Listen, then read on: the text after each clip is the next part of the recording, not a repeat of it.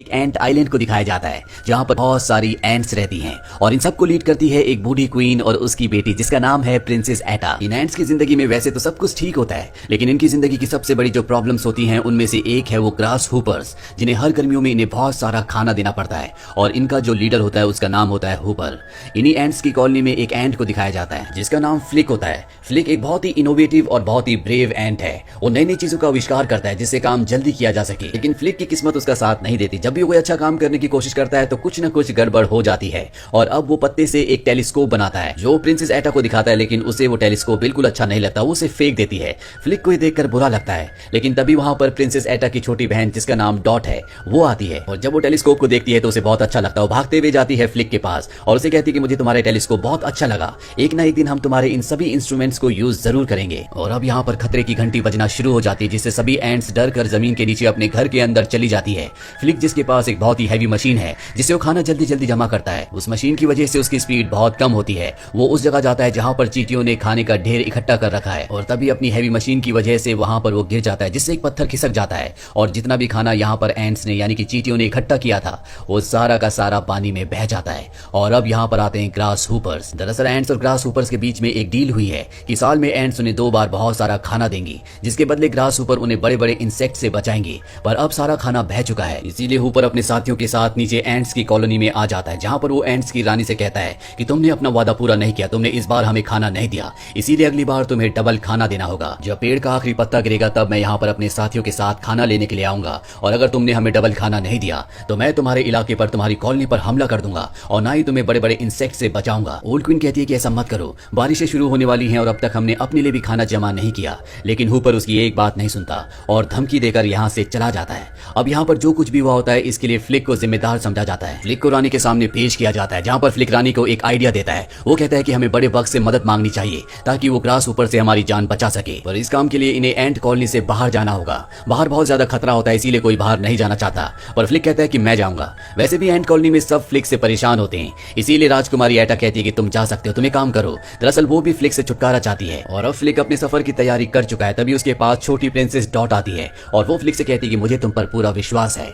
अब फ्लिक एक लंबा सफर तय करता है और वो बग्स के शहर पहुंच जाता है जो कि बहुत ही ज्यादा एडवांस होता है। दरअसल पूरा का पूरा शहर एक घर के नीचे बना हुआ है। यहाँ पहुंचने के बाद फ्लिक कई बग्स से मदद मांगता है, लेकिन कोई उसकी बात सुनना भी नहीं चाहता। यहाँ पर बग्स का एक सर्कस भी होता है जो चल नहीं रहा होता, इसीलिए वहाँ पर सभी एम्प्लॉयज को निकाल दिया जाता है, जिस वजह से सर्कस के सारे बग्स बहुत ज्यादा परेशान होते हैं। और तभी इनके पास कुछ और बग्स आते हैं जो इन्हें परेशान करना शुरू कर देते हैं। इनकी आपस में लड़ाई शुरू हो जाती है और ठीक उसी वक्त वहाँ पर फ्लिक आ जाता है। वो इन सबको लड़ते हुए देखता है। फ्लिक को लगता है कि ये सब योद्धा बग्स हैं। वो इनके पास आता है और इनसे मदद मांगता है। सर्कस के इन एम्प्लॉयज को लगता है कि फ्लिक उन्हें कोई जॉब ऑफर कर रहा है, इसीलिए वो उसकी बात सुने बगैर ही हाँ कर देते हैं और उसके साथ निकल पड़ते हैं।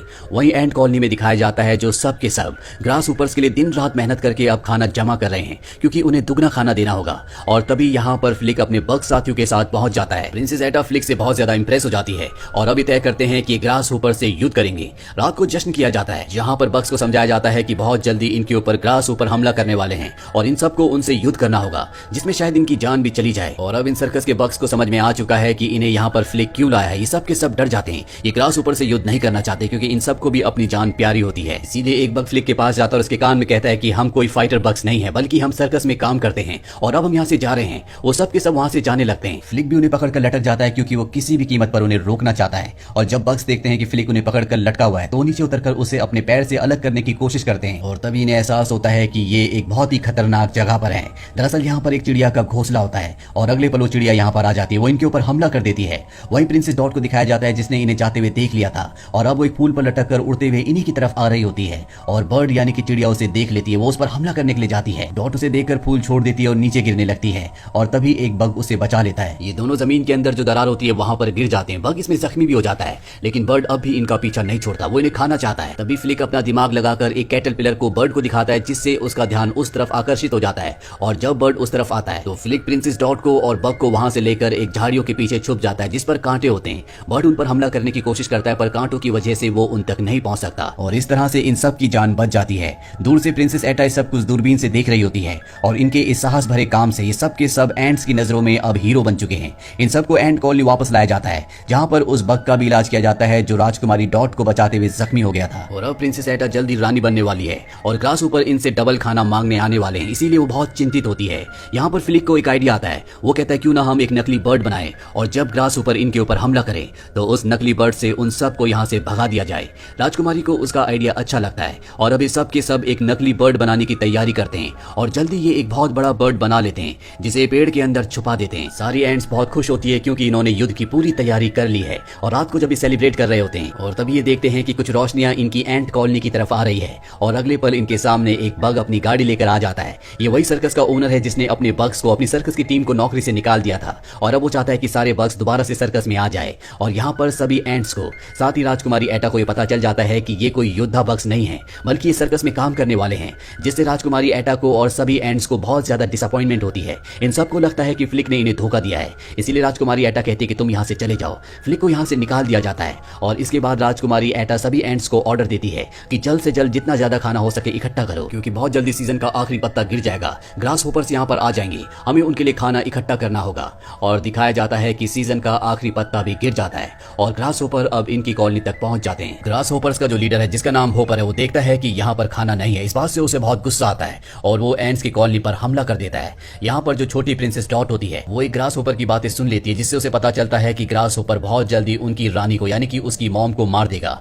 वो मदद के लिए फ्लिक के पास जाना चाहती है पर तभी एक ग्रास होपर उसके पीछे पड़ जाता है। वो भागते भागते एक चट्टान तक पहुंच जाती है। ग्रास होपर उसे नीचे से धक्का दे देता है, उसे लगता है कि वो मारी गई। पर अब यहाँ पर दिखाया जाता है कि राजकुमारी डॉट के पंख निकल आए हैं, वो उड़ने लगी है और वो उड़ के सीधा फ्लिक के पास पहुंच जाती है और उसे बताती है कि किस तरह से ग्रास होपर्स ने उनकी कॉलोनी पर हमला किया और साथ ही वो रानी को भी मारना चाहते हैं। फ्लिक को एहसास होता है कि ये सब कुछ उसकी वजह से हुआ है और अब वो रानी की जान बचाना चाहता है, जिसमें उसके सर्कस के बग्स भी उसका साथ देना चाहते हैं। लेकिन सर्कस का जो ओनर है वो इन्हें जाने नहीं देगा, इसीलिए ये उसे बंदी बना लेते हैं और सर्कस की बस लेकर एंट कॉलोनी पहुंच जाते हैं, जहां पर ये देखते हैं कि लीडर होपर ने क्वीन को और साथ ही राजकुमारी एटा को बंदी बना रखा है। फ्लिक अपने दोस्तों से कहता है कि तुम वहां पर जाओ और उन सबको सर्कस की कलाओं से एंटरटेन करो। सभी बग्स ऐसा ही करते हैं और जब सभी ग्रास होपर और उनका लीडर होपर परफॉर्मेंस देखने में बिजी होते हैं तो ये राजकुमारी एटा को और क्वीन को छुड़ा लेते हैं।